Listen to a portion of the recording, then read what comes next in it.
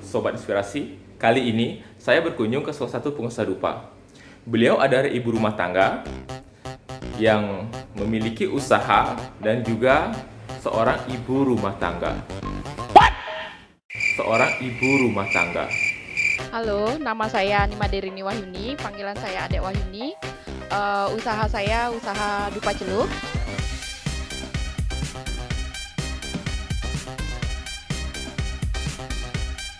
Menarik banget nih bagi calon ibu-ibu untuk mendapatkan triks dan tips bagaimana memulai bisnis dan kita lihat saja.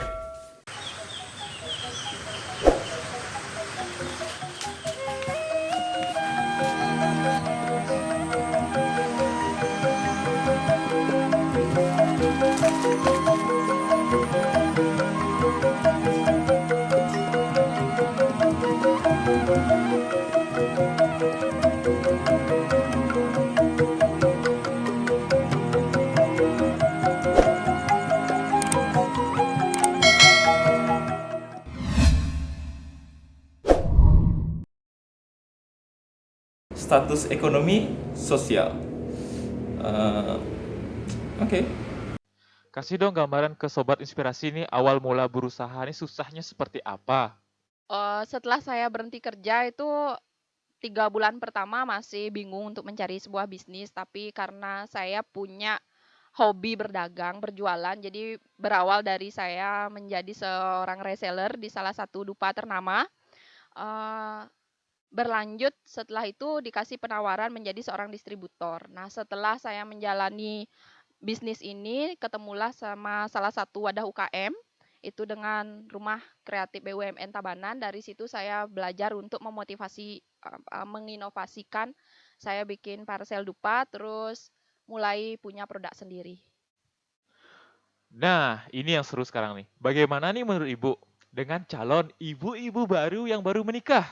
Pilih status sosial atau status ekonomi? Sebenarnya ada dua sih, kita perlunya apa sih, status sosial atau status ekonomi. Kalau misalnya status sosial, ada nih wanita yang memilih status sosial. Status sosial kamu kerja di mana, akan ada gengsi tinggi ya kita menjawab di sebuah perusahaan A. Tapi kalau kembali ke status ekonomi, dengan benefitnya kita juga bisa merawat anak, pasti akan lebih memilih menjadi ibu rumah tangga dengan berbisnis dari rumah. Cuman kalau saran saya, tempuh tetap pendidikan karena itu sangat penting.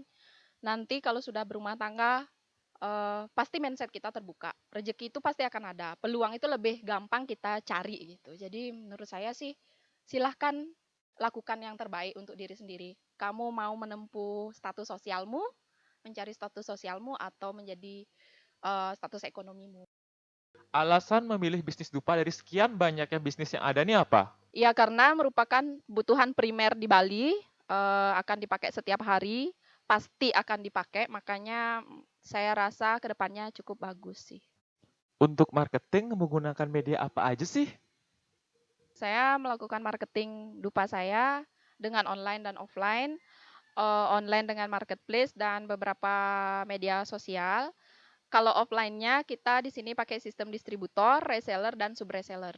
Jadi dupa saya bisa didapetin juga di distributor-distributor saya di wilayah Tabanan.